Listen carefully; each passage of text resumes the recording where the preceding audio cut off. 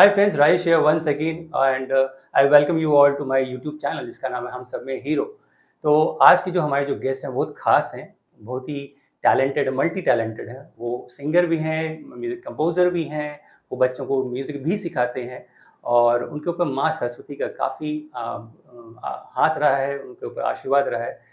उन्होंने अपने सर्कल में काफ़ी मेहनत से अपना नाम बनाया है और लोग उन्हें जानते हैं, सम्मान मिला हुआ है। तो ज़्यादा समय नहीं लूँगा, उनका नाम है श्री प्रफुल्ल विनायक दीवान जी और वो बाय प्रोफेशन एक टीचर हैं।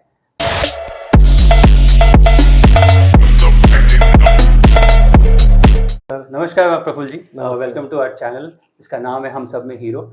इस चैनल का मकसद तो आप जानते ही हैं, लोगों को मोटिवेट करना। डेफिनेटने आपने अपनी लाइफ में काफ़ी अप्स एंड डाउन्स देखे होंगे। तो हम चाहते हैं कि आप अपने एक्सपीरियंस, अपने अप्स एंड डाउन्स अपनी ऑडियंस के साथ शेयर करें और अपने बारे में बताएं कि आप अभी अपने जो भी लाइफ में अचीव किए हैं, कैसे अचीव किया।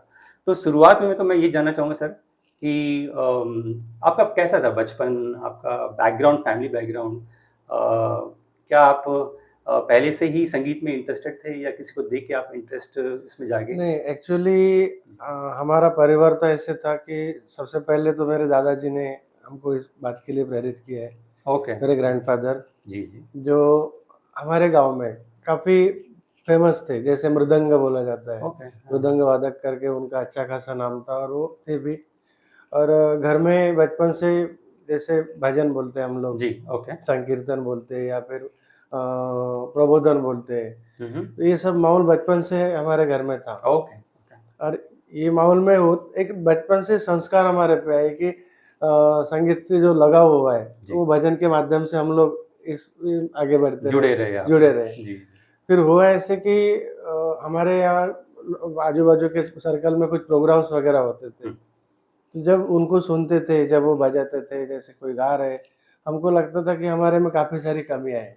ओके, मैं अच्छा। तो बहुत छोटा था दादाजी के बाद, जी, जी। लेकिन वहाँ से अगर कहीं म्यूज़िक या एजुकेशन लेने के लिए जाना है, जी। लगभग 150-200 किलोमीटर का डिस्टेंस पार करके जाना है, ऐसा। आप उसके बाद भी आप एजुकेशन लिए हैं अलग जी, से? जी। Okay, okay. फिर एक लिटरली 8th स्टैंडर्ड तक का एजुकेशन मेरा हमारे गाँव में हुआ है, ओके। मराठी मीडियम में। कहाँ से हैं? गाँव कहाँ कौन मेरा सा? Proper Amravati. Amravati, okay. Amravati district में हमारा पुसला करके गाँव है, जी, वरुड तालुका आता है। जी। तो वहाँ से फिर हमारे 3 सिस्टर और मैं सेकंड नंबर, जी। मेरे से एल्डर सिस्टर जिसका ओके। नाम सुनीता है, जी। वो भी अच्छा गाती है। हुँ। और वो ज़्यादा मोटिवेट करते थे कि तू कर सकता है, तुझे ये ओके। करना चाहिए। फिर हमारे घर में सारे इंस्ट्रूमेंट्स थे तभी, जैसे ओके। तबला है, मृदंग है, जी। हारमोनियम है। हुँ।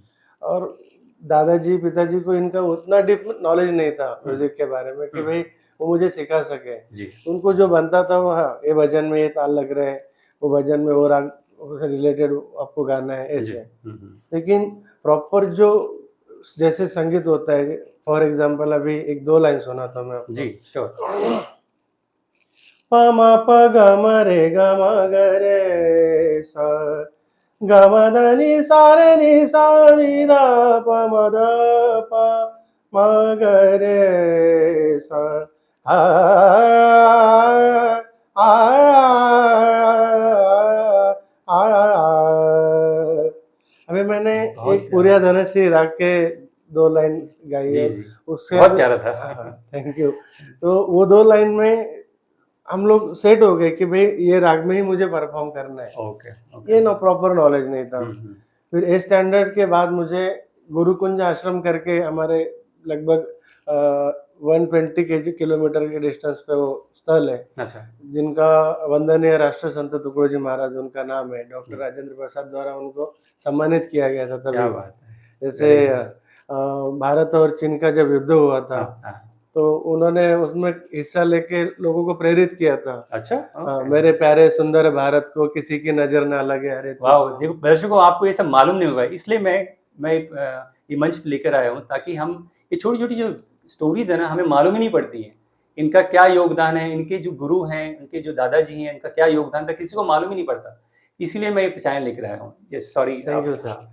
तो उन्होंने तभी जो टेक्नोलॉजी थी वो नहीं थी, हुँ, चलने के, प्रवास के उतने कुछ अच्छे साधन नहीं थे। एब्सोल्युटली। तो वो महाराज जी ने अपने एक समुदाय को इकट्ठा करके मोटिवेट किया है, जो हमारे देश के जवानों को, जो हमारा समाज है कि जिनके पास पैसा है, दौलत है, दुनिया भर का सब कुछ है, लेकिन चलने की ट्रैक नहीं है, करेक्ट करेक्ट, कैसे भी जीना है, कैसे भी रहना है। तो उन्होंने वो संस्कार लोगों पे दिए और उन्होंने एक आश्रम की स्थापना की। ओके, हाँ, तो वो आश्रम का नाम है गुरुकुंज आश्रम। ओके, तो वहाँ पे हॉस्टल भी है, सबके लिए वहाँ पे व्यवस्था की गई है, जी, पढ़ने की, लिखने की रिजनेबल रेट में। और फिर वहाँ के जो संस्कार बचपन में थे कि सुबह 4 बजे उठना है, हाँ, फिर ध्यान धारणा करनी है। ओके, ध्यान धारणा में भजन संकीर्तन होते थे, क्लासिकल परफॉर्मेंसेस वहाँ दिए जाते थे जी, भजन के माध्यम से। हम्म, और एक प्रकार का योगा होता था। ओके, कुछ ज्ञानी लोग वहाँ पे एक 10 से 15 मिनट का एक अलग-अलग टॉपिक पे प्रवचन बताते थे, ओके, जिसका हमारे पूरे लाइफ में यूज़ होता है। यूज होता है, करेक्ट, व्यवहार जिसको बोला जाता जी, है, संस्कार जिसको बोला जाता है, बिहेवियर जिसको बोला जाता है, इस तरह। ओके, सेल्फ प्रोटेक्शन के लिए कि हमारे पर कोई संकट आता है तो उसको हमने सामना कैसे कैसे करना करना चाहिए, है, किस तरह पेश, ये सारे संस्कार वहाँ दिए जाते थे। बढ़िया बढ़िया, उसके अलावा मेरा मेन पर्पस जो था म्यूजिक, हम्म, तो हम शाम को 6 बजे से लेकर रात को 10 बजे तक वो साधना करते थे। ओके, हाँ, वहाँ 6 से 10 बजे तक, या ओह माय गॉड, तो उसमें सबसे पहला पार्ट था गायन, हाँ, जो वोकल गाया जाता है। जी जी, अलंकार से संगीत शुरू होते हैं। ओके, उसमें अलग-अलग स्केल्स आते हैं, सी ओके, शार्प, डी शार्प, इस ओके, तरह। और फिर उसके बाद वो जो गाना हम लोग गुरुजी सिखा के जाते थे, उसके बाद 1 डेढ़ घंटा उसका रियाज़ करते थे। ओके, हमारे जो सीनियर्स गुरु बंधु थे, वो हमसे करा के लेते थे सारी ओके, बातें। फिर जैसे गाने के बाद जो वादन होता है, जिसको हम तबला और हारमोनियम बोलते हैं बेसिकली, उसका प्रशिक्षण दिया जाता था कि आपको लोगों के सामने जब पेश करना है या परफॉर्मेंस करना है, तो आपके अंदर क्या-क्या चीज़ें होनी चाहिए। परफेक्ट, यस, आप जहाँ बैठे हो, जिनके लिए बैठे हो, आपको सबसे पहले उनके बारे में सोचना है करेक्ट, कि मैं जो भी यहाँ गा रहा हूँ, वो उनको पसंद आएगा आएगा कि कि नहीं। नहीं आएगा, और फिर उनको आनंद देने के लिए आपको उतने दर्जेदार परफॉर्म करना है, ताकि भविष्य में आपको और भी 4 लोग पूछें। सही बात है, ये सही सारा बात, प्रशिक्षण दिया ऐसे ही जाता लोग था। जानते हैं एक दूसरे को और एक दूसरे को फिर मोटिवेट करते हैं और फिर क्या बोलते हैं, दूसरे को नाम ही बताते हैं कि भाई ऐसे हैं गुरुजी या ऐसे म्यूजिक टीचर हैं या ऐसे कंपोजर हैं, और आपका नाम ऐसे धीरे धीरे बढ़ता है। तो बहुत अच्छा लगा। आपका फैमिली बैकग्राउंड कैसा था, मतलब अच्छा, नहीं, फैमिली बैकग्राउंड उतना खास नहीं था। अच्छा, जैसे सबसे पहले तो हमारे यहाँ किसानी थी। जी जी मेरे दादाजी तो थे, वो पुलिस पटेल थे, जी जी कंठी वाले थे, जो पंढरपुर का जो भगवान पांडुरंग है, जी जी, उनके वो निश्चिम भक्त थे। ओके, और गांव में एक परंपरा थी, हमारे यहाँ पे एक हेमाड़पंथी मंदिर है, विठ्ठल रुक्मिणी मंदिर। हाँ जी, बहुत अच्छी संस्कृति से जुड़ा है वो। जी, वहाँ पे जो चातुर्मास हमारे हिंदू संस्कृति में चलता है, तो वहाँ पे 1 महीना काकड़ा आरती होती है सुबह उठकर, उसके ओके, बाद शाम को हरिपाठ होता है। हम्म, और गाँव के सभी, मतलब दिन भर खेत में काम करने के बाद जो थकान थका, आती है, हाँ हाँ, वो संकीर्तन में सब भूल जाते सब भूल थे। जाते हैं, हाँ, ये एक खास बात है। हाँ। मुझे भी ना, अगर वो टेंशन हो जाता है या थका फील करता हूँ, तो म्यूजिक सुनता हूँ एंड आई फील बिल्कुल, मोटिवेटेड, बहुत बिल्कुल। एनर्जी आ जाती है। या तो अभी उस चीज़ को हम लोग मेडिटेशन बोलते हैं। हाँ हाँ, करेक्ट, और वो चीज़ वहाँ पे नेचुरल होती थी। जी, और फिर वो संकीर्तन के साथ-साथ प्रबोधन होता था। कोई अगर नए से वहाँ पे आते हैं, तो लोगों को एक अलग अटैचमेंट है, अरे बाप रे! आज कुछ नए को सुनने को मिलेगा, आज जी, कुछ इस तरह। ओके, तो वहाँ पे ऐसा था कि दादाजी सांप्रदायिक पे पुलिस पटेल थे।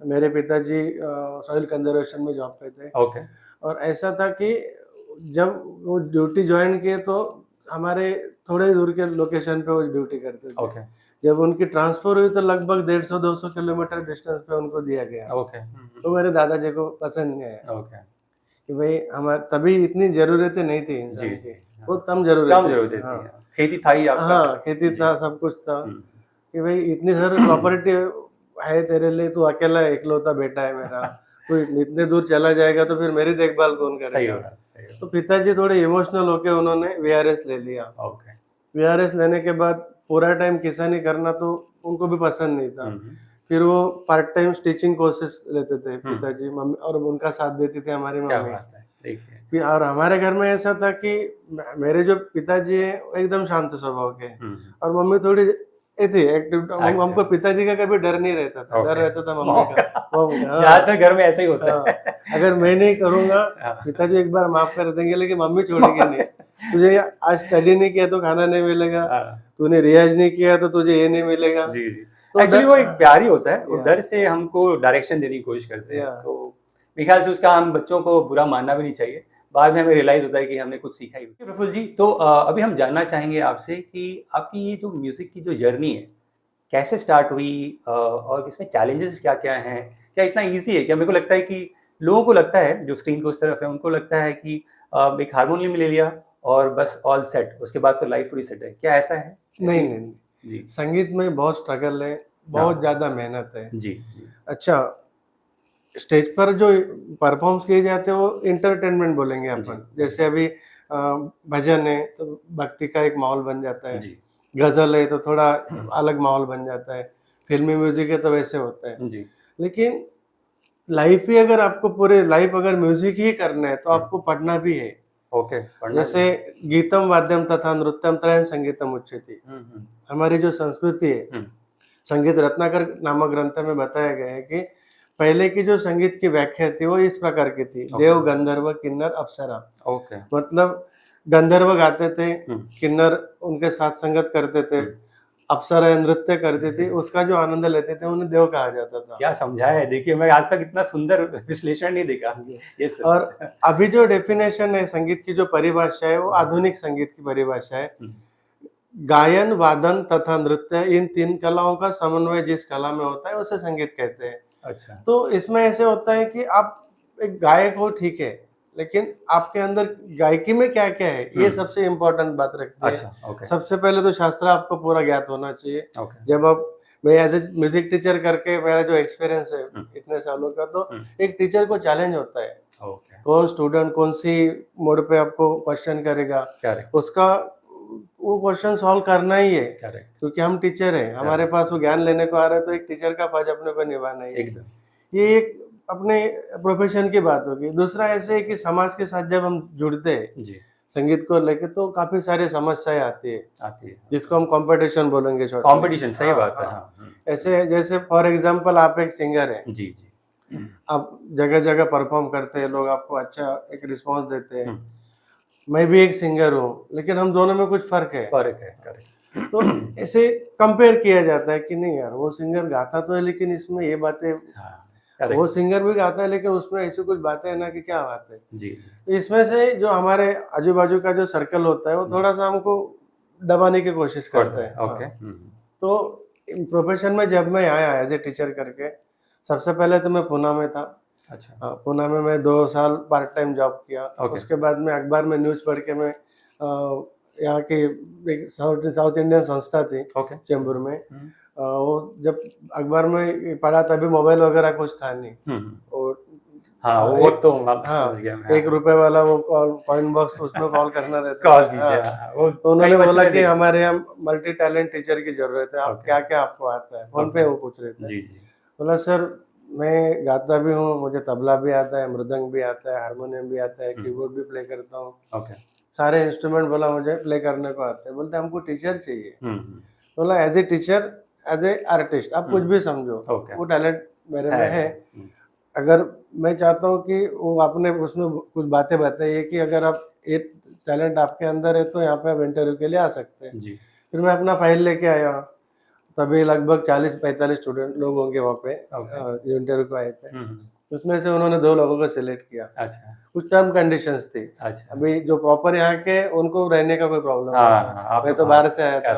तो उन्होंने सबसे पहले ये सवाल किया कि बॉम्बे में आपको सबसे पहले अगर छत है तो हम आपके बारे में सोचेंगे। सही बात है। आप अगर डिपेंड है किसी पे, मेरे रिलेटिव के यहाँ रहेंगे तो वो हम लोग एक्सेप्ट नहीं करेंगे, क्योंकि आप हमको प्रॉपर सर्विस देने हैं। करेक्ट। एक मेरा फ्रेंड था, उसके साथ में एक रूम में दोनों एडजस्ट किया, वहीं से मेरी शुरुआत हुई। तो तभी मुझे पर डे 300 रुपये सैलरी, 9000 मंथली मिलता था।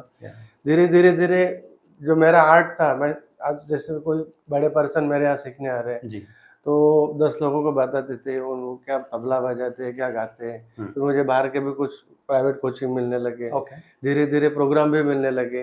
ऐसे करते-करते ऐसा हुआ कि एक दिन मुझे वो जॉब ही छोड़ना पड़ा। अच्छा। फिर मैं फ्रीलाइन काम करने देखा लगा। दोस्तों, मैं जस्ट ये बताना चाहता हूँ कि प्रफुल्ल जी अमरावती से हैं, वहाँ से वो कैसे अपना करियर धीरे-धीरे पूना में आए, अपना को एक्सपोज़र दिया, लोगों को बताया अपने बारे में। You have to become go getter, आपको जाके मिलना पड़ेगा लोगों को, लोगों के साथ मुंबई में रहना, किसी अनजान के साथ, फिर रेंट पे रहना, अलग-अलग दिक्कतें आती हैं। माँ-बाप के साथ रह के काफ़ी चीज़ हम नहीं सीख पाते हैं। तो बाहर जब हम निकलते हैं ना, दुनिया को फेस करते हैं तो बहुत कुछ सीखने को मिलता है। तो आई एम श्योर अब टिल नाउ जो भी आपने इनके बारे में सुना, आपको ये तो समझ में आ गया होगा कि लाइफ में सक्सेस चाहिए, चाहे किसी भी लेवल का हो। सक्सेस ना एक छोटे लेवल पे भी ना बड़ा ही माना जाता है, और बड़े ने किसी बड़े आदमी में भी पाया है सक्सेस, तो वो भी उसी लेवल का होता है। इट्स जस्ट दैट पब्लिक देखती कि नहीं उसने उतना बड़ा किया है, बट मेरे ख्याल से मेरे लेवल पे जो मैंने अचीव किया है वो बहुत बड़ा है मेरे लिए, तो इनके लिए भी वो बहुत बड़ा है। वो अच्छा लगा। जी, ये जो आप जॉब, जो प्रोफेशन जो लिए हैं, इसमें आपने अप एंड डाउन तो बहुत देखे होंगे, कुछ जी, शेयर जी। करना चाहेंगे अपने दर्शक के हाँ, साथ ज़रूर, क्या क्या ज़रूर, हुआ? बिल्कुल। एक्चुअली जब प्राइवेट कोचिंग मेरी चलती थी, तो जैसे बोरीवली, जी। बोरीवली से कोई भिवंडी में किसी को रेफरेंस दे रहा है कि ये सर हमारे यहाँ आते हैं। फिर कोई थाना से रेफरेंस आ रहा है, कोई मुलुंड से आ रहा है, कहीं घाटकोपर से आ रहा है, कोई कुर्ला से आ रहा है। तो मुझे पूरा दिन ट्रैवल करना, वो टाइम मैनेज करना मुझे भारी पड़ता था। फिर मैंने ऐसा किया कि अपन ऐसी जगह अपनी एकेडमी स्टार्ट करें कि सबको कन्वीनिएंट हो। जी। तो मेरा सबसे पहले ब्रांच था टेम्बीनाका ठाणे, वहीं से मेरी शुरुआत हुई है। ओके। मुझे वहाँ पे मैं उनका शुक्रिया अदा करूँगा, जो जैन संस्था थी वहाँ पे, ट्रस्टी लोग थे, काफ़ी अच्छा कोऑपरेट किया उन्होंने मुझे, ओके। मोटिवेट किया। फाइनेंशियल भी उन्होंने मुझे एक सपोर्ट किया था कि प्रफुल्ल सर आप कीजिए, हम आपके साथ में हैं। क्या बात है। तो अच्छा सक्सेस मिला मुझे। उसके बाद भिवंडी लोकेशन में लोगों का कहना था कि सर इधर ये फैसिलिटी नहीं है तो आपको करना चाहिए, वहाँ ब्रांच ओपन किया। थोड़ा बैड पैच ऐसे आ गए कि नोटबंदी के पहले मैंने एक शोरूम चालू किया था। ओके। नोटबंदी के पहले मतलब 10 अक्टूबर को, 8 नवंबर को नोटबंदी आई, तो सब चौपट हो गया। ओके। फाइनेंशियल में इतना डाउन हो गया कि फिर मुझे ऊपर आने के लिए कोई रास्ता ही नहीं था। अच्छा। और मैंने एक देखा है, जैसे किसी कवि ने बोला है कि सुख के सब साथी दुख में ना कोई, मेरे राम तेरा नाम एक साचा दूजा न कोई। फिर बात ये जब ऐसे कि भाई सच बात है, किसी ने कहा तो कुछ गलत नहीं कहा। नहीं, पक्का। और राजेश जी, मैं ये बोलूंगा कि इंसान के ऊपर अगर कोई संकट आता है, उसको आप उसे फेस कीजिए। उसमें से मैं तो बोलता हूँ एजुकेशन से ज्यादा वो बड़ा एजुकेशन है ना? जिसमें से सीखने को मिलता है दुनिया क्या है। सही बात है। एक्चुअली बोलते हैं ना, बादाम काजू खा के दिमाग खुलता है, नहीं, ये मेहनत करके, या आप स्ट्रीट स्मार्ट कब बनते हैं जब आप लोगों से इंटरेक्ट करते हैं, कोई आपको धोखा दे तो ये सब चीजें जो लाइफ के एक्सपीरियंस है ना, वो ज्यादा सिखाती है। मानते हैं आप? यस सर, बिल्कुल। जी। पूरी तरह मैं डाउन हो गया था। मेरी फैमिली, मेरे जो बेटे, एक बेटा अभी IIT में, IIT मतलब फर्स्ट ईयर। ओके। और सब जी, और दूसरा मेरा बेटा अभी म्यूजिक में करियर करना है उसको। ओके। और फिर जो हमारा फैमिली बैकग्राउंड था कि मैं घर में अगर प्रमुख हूँ तो थोड़ा वो भी टेंशन में रहते थे। और मेरी श्रद्धा थी, मैं स्वामी समर्थ जी को बहुत मानता हूँ। ओके। स्वामी ऐसे एक गुरु है दुनिया के कि उनको याद करो और आप मेहनत से चलते रहो। जैसे भगवान श्री कृष्ण ने गीता में कहा था, कर्मण्येवाधिकारस्य मा फलेषु कदाचन, कर्म सर्वश्रेष्ठ है। बोल के हमारे पास कुछ आने वाला है नहीं। तो मैं ऐसे मोड पे चलता रहा, मेरे मंजिल तक पहुंचा। आप खुद देखते हैं, सही बात, हमारे कल्याण में 2 ब्रांच चल रही है, और ईश्वर की दया से मैं खुश हूँ, आनंदी हूँ, सुखी हूँ। और संकट तो हर इंसान के ऊपर आते हैं, आने भी चाहिए। और स्ट्रगल ही इंसान का सबसे बड़ा भांडवल है, मैं तो मानता हूँ। अगर आप स्ट्रगल नहीं करेंगे तो आगे नहीं बढ़ पाएंगे। जरूर। और मैं अभी पीछे की लाइफ में देख नहीं रहा हूँ, मैं आगे का ही मेरा एक पर्पस है कि जो भी स्टूडेंट लोग मेरे पास सीखने आते हैं, 6 साल से लेकर तो 74 एज के लोग सीखने आते हैं। 74? यस। अच्छा। थोड़ी देर पहले आते तो आपको फॉर एग्जाम्पल दिखा था सकता था मैं। और सब खुश होके रहते हैं, क्या बात है, कहाँ जा रहे गंधार में, बड़े गर्व से बोलते हैं। जी। इसका हमें बहुत आनंद मिलता है। Very good. तो मैं प्रफुल्ल जी चाहूंगा, वो जो बुरा वक्त है ना, अगर आप हिम्मत नहीं करते, आपको लगता है ये सब अचीव, मैं क्यों पूछ रहा हूँ, बिल्कुल। वहाँ पे जो स्क्रीन के उस तरफ पब्लिक, काफ़ी लोग ना अपने आप को रूम में बंद कर लेते हैं, ओके। कुछ भी फेलियर आता है तो, या वो इतने मेंटली हताश हो जाते हैं कि they take up to criminal activity, बराबर। किसी को लूटना, डिजिटल हाँ, फ्रॉड तो आप जानते हो, समझ गया, कुछ समझ गया। सीख के लोगों को ईज़ी बनी कैसे बेवकूफ़ बना के पैसा बनाना। तो आप उनको क्या मैसेज देना चाहेंगे कि अगर डाउनफॉल आता है, क्या अपने को होल्ड ऑन कीजिए, राइट? मेरा ये कहने का मतलब है कि आप अगर बिजनेस में लॉस जाते हो या लाइफ में कहीं आप कहीं फंस जाते हो, जी, आपका दिमाग और आपका दिल आपके कंट्रोल में होना चाहिए। करेक्ट, दूसरी बात, सबसे पहले कि हमको हारना नहीं है, हिम्मत नहीं हारना है। परफेक्ट, हमको पॉजिटिवली सोचना है कि ये जो सामने संकट है मेरे, हुँ, इसको पार करके मैं आगे का रास्ता क्लियर करूँगा। करूँगा, इसके लिए सबसे पहले अपने अंदर जो एनर्जी है, जी, उसको हमको यूज़ करना है। यूज़ करना है। जैसे हम लोग 8 घंटे सोते हैं, तो 6 घंटा सोना है। हुँ, एक जगह से आपको नहीं प्रॉफिट आ रहा है, तो 10 जगह से आप ट्राई कीजिए, ट्राई है कीजिए। ना? हाँ, फ्रॉड हो गया या गलत काम हो गया, इसमें से क्षणिक आनंद मिलता है सही इंसान को, सही थोड़े बात। समय के लिए। हुँ, उसका जो बैड इफ़ेक्ट है, वो इंसान को पूरे खड्डे में डालता है, घाटा जिसमें से कुछ नहीं हल मिलता निकलता है। नहीं। वो जो आप वो बैड मोमेंट का आप बात कर रहे थे, मैं डेफ़िनेटली मैडम ने भी काफ़ी आपका साथ दिया होगा। जी, कुछ जी। 2 शब्द मीठे बोलना चाहेंगे बिल्कुल, बिल्कुल, जी, बिल्कुल। उनके लिए? बोलना ऐसे चाहूँगा मैं कि मेरे पे इतने सारे संकट आए लाइफ में, हुँ, इतने सारे बैड पैच आए। हुँ, आज भी मैं ऐसे समझिए दिल से खुश हूँ, स्ट्रगल ही कर रहा हूँ, लेकिन हुँ, आज मैं सुखी हूँ, दिल से मैं खुश हूँ। इसका जो बेनिफिट है, इसका जो श्रेय जाता है, वो मेरे वाइफ को जाता है जी, जी, और मेरे दोनों बेटों को जाता है कि उन्होंने इस परिस्थिति को समझ के आज तक कभी डिमांड नहीं की, पापा हमको ये चाहिए, पापा हमको ये चाहिए। पॉइंट उन्होंने एक ही लक्ष्य रखा कि हमको हमारे पापा का साथ देना है। Perfect, very nice. और मुझे लगता है माँ सरस्वती का मैं सेवक हूँ, जी, स्वामी जी का भक्त हूँ। तो मुझे डेफ़िनेटली लगता है कि मेरे ये 2 बेटे मुझे और भी बड़े मंज़िल तक लेके चलेंगे। ज़रूर, क्योंकि मैं जो मेहनत करता हूँ, मैंने जो स्ट्रगल किया है, जो कर रहा हूँ, वो मेरा पूरा परिवार देख रहा है और मेरे साथ में भी है। तो जी, मैं मेरे वाइफ़ को और मेरे बेटे को धन्यवाद देना चाहूँगा। जी, दूसरा, जिन्होंने मेरे पे संगीत के संस्कार डाले हैं, जो जी, मेरे मम्मी है, मेरे पिताजी हैं, हुँ, उनका मैं दिल से शुक्रिया मानूँगा। क्या बात मेरी है। बड़ी सिस्टर, मेरी छोटी सिस्टर और मेरा भाई, हुँ, ये लोग भी मेरे लाइफ में काफ़ी मायना रखते हैं कि दादा होता है यार, हुँ, करेंगे, हुँ, तू क्या इतना टेंशन लेता है? मैं टेंशन नहीं कभी लिया लाइफ में मैंने, जी, लिया भी होगा तो अपने अंदर रखा हो। अंदर रखे हो। लेकिन वो लोगों का मुझे ऐसे मॉरल सपोर्ट रहता था जी, कि जी, करो। ऐसे संसार में भी ऐसे कुछ लोग हैं हुँ, कि बोलने के लिए मेरे पास शब्द नहीं, कि जिन्होंने मुझे काफ़ी अच्छा हेल्प किया है, एक मित्र के तौर पे। हुँ, कोई अपने को गुरुजी मानता है, कोई जी, फ्रेंड मानता है, हुँ, कोई अपना सगा मानता है, जो ओके, खुद के भी नाते नहीं होते, इससे अच्छा तो मैं मेरे लाइफ में सबको धन्यवाद देना चाहूँगा सही बात। इसके माध्यम से। बढ़िया, बढ़िया, जी, बहुत जी। सुंदर, अच्छा तो लगा। प्रफुल्ल जी, जस्ट मैं जानना चाहता हूँ कि आपके लाइफ में कोई ऐसा इंस्पिरेशनल टीचर है या रोल मॉडल है जिसको आप जब भी डिमोटिवेट होते हैं तो देखते हैं, सुनते हैं तो आप उससे उनसे प्रोत्साहित होते हैं, जी, जी। मोटिवेट होते हैं?